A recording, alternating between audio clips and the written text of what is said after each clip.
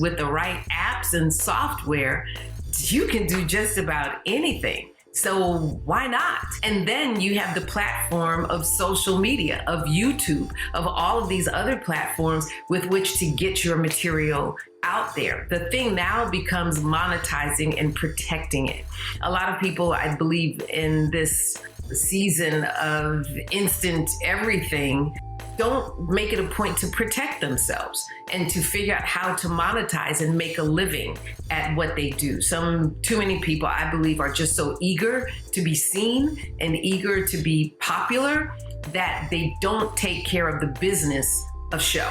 It's called show business for a reason. And the word business is twice as long as the word show for a reason, because it's more important.